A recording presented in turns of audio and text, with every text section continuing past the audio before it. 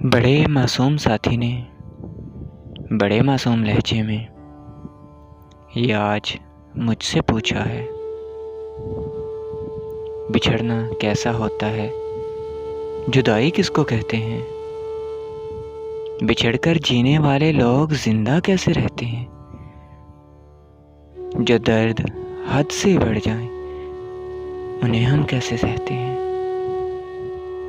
कि गम के मारे हुए लोग क्यों खामोश रहते हैं। मैं उसकी सारी बातों पर फकत इतना ही कह पाया, जो दिल में दर्द रखते हैं घड़ी भर वो नहीं सोते।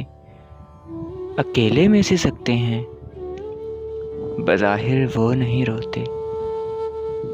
बराबर सांस तो लेते हैं मगर जिंदा नहीं होते।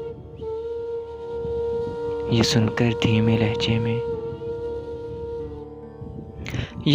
धीमे लहजे में उसी मासूम साथी ने ये वक्ते आखिर कह डाला, चलो इस दुनिया की हर एक रवायत तोड़ देते हैं।